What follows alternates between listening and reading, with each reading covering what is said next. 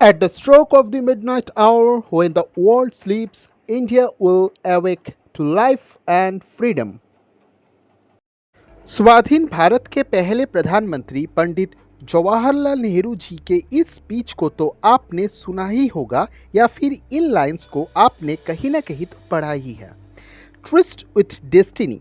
पंडित जी ने 14 अगस्त 1947 में the constituent assembly of India में बड़े गर्व से दुनिया से कहा था कि एक नया युग शुरू होने वाला है और ये नया दौर है स्वाधीन भारत का। 15 अगस्त 1947 को भारत ब्रिटिश कॉलोनियल रूल से स्वाधीन हुआ और तब से छोटे छोटे कदम चलते हुए आज हम 75 साल पूरे कर चुके हैं। ये अपने आप में ही एक बहुत ही बड़ी बात है। जब ब्रिटिश कॉलोनिस्ट ने हमसे हमारी सब कुछ छीन के चले गए तब हमें दुनिया की सबसे गरीब देशों में से एक माना जाता था।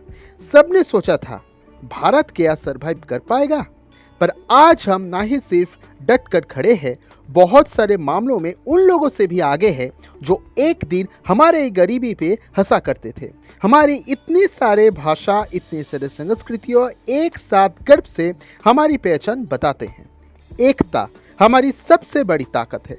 आज हम $3 ट्रिलियन इकोनॉमी से दुनिया का मोस्ट पावरफुल नेशंस में से एक है। परचेसिंग पावर पैरिटी में थर्ड लार्जेस्ट इकोनॉमी है। एक ग्रोइंग स्पेस पावर है। चांद और मार्स पे एक के बाद एक मिशन के लिए आगे बढ़ रहे हैं। बहुत जल्द स्पेस में भी मैन्ड मिशन भेजने वाले हैं, या तक कि अपना खुद का एक स्पेस स्टेशन हम अपनी इंडिजिनस टेक्नोलॉजी से तैयार कर रहे हैं। ये मैग्निफिसेंट अचीवमेंट नहीं है तो क्या है?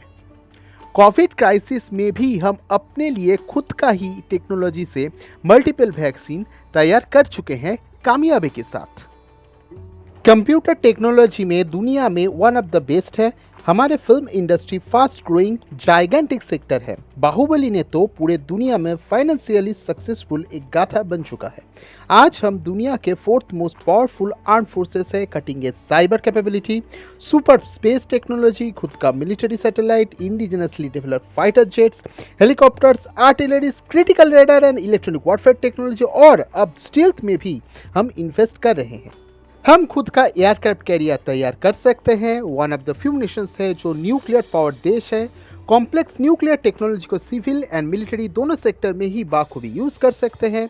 हम हमारा खुद का SSBN और न्यूक्लियर अटैक सबमरीन भी तैयार कर सकते हैं और धीरे धीरे और भी आगे बढ़ रहे हैं। पर क्या ये काफ़ी है? अपने आप से पूछो। चाइना को देख लो, नॉमिनल 17 ट्रिलियन इकोनॉमी के साथ दुनिया का दूसरा मोस्ट पावरफुल और परचेसिंग पावर पैरिटी में 27 ट्रिलियन के साथ मोस्ट पावरफुल इकोनॉमी है। अब वो इतना बड़ा इकोनॉमी के साथ पर कैपिटल इनकम भी काफ़ी अच्छा है। Definitely one of the best space technology है। दुनिया का सेकेंड मोस्ट पावरफुल मिलिट्री उनके पास, लार्जेस्ट नेवी है उसके पास, खुद का न्यूक्लियर पावर एयरक्राफ्ट कैरियर तैयार करने का भी कगार पे वो खड़े हैं। Large number of submarine fleet से अमेरिका को भी वो चैलेंज दे रहा है। चाइना ने अपने फिल्म इंडस्ट्री को भी इतने पावरफुल बना चुका है कि अब वो हॉलीवुड को भी टक्कर देने लगा है। और चाइना इंडिया के लिए एक थ्रेट तो है, बार बार वो एग्रेशन दिखाते आया है। डेफिनेटली अगर उससे खुद को बचाना है तो खुद को भी पावरफुल बनना पड़ेगा, तभी जाके हम खुद को और दूसरों का भी हम मदद कर पाएंगे। तो जब हम इंडिया एट 100 यानी कि 15 अगस्त 2047 का उत्सव मनाएंगे, तब हमें बहुत कुछ हासिल करना है।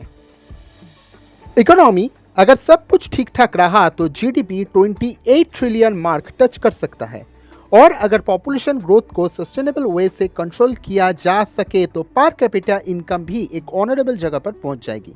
ह्यूमन डेवलपमेंट इंडेक्स, इसको भी हमें 0.850 या फिर उससे भी ज़्यादा आगे ले जाना की कोशिश करना होगा।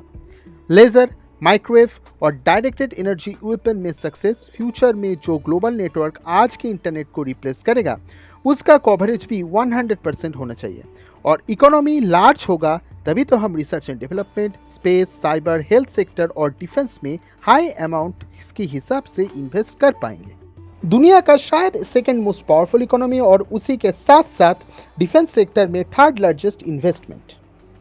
फ्यूचर में हमारे खुद का एक complete global navigation and positioning system होगा। हम एक लार्जर स्पेस स्टेशन बना सकते हैं। मून, मार्स और शायद वेनस में भी रोवर भेज पाए। मार्स पे शायद एक रिमोट कंट्रोल फैसिलिटी तैयार कर पाए। यहाँ तक सोलर सिस्टम से दूर अपना जान भेज पाए। आज हम two front threat situation face कर रहे हैं। फ्यूचर में हमारी थ्रेट्स मल्टी फ्रंट या तक फार फ्रॉम रीजन हो सकते हैं और हमें इसके लिए भी तैयार रहना होगा। हमारे नेवल पावर थर्ड या फिर एटलीस्ट फोर्थ लार्जेस्ट होना तो चाहिए with a large number of submarine fleet. Future में फॉसिल फ्यूल की ऑल्टरनेटिव सिविल के साथ साथ हम मिलिट्री में भी यूज़ कर पाएँ। 2047 में हमारे पास advance 5th generation fighter jet technology होगा। उसी के साथ साथ आशा है कि 6th जनरेशन भी हमारे हाथ आएगा। लार्ज ट्रांसपोर्ट एयरक्राफ्ट भी हमें तैयार करना होगा ताकि हम हमारे सिविल एविएशन इंडस्ट्री को एक नई ऊंचाई तक ले जा सके। और शायद बहुत सारे ओवरसीज मिलिट्री बेसिस। क्या कहते हो?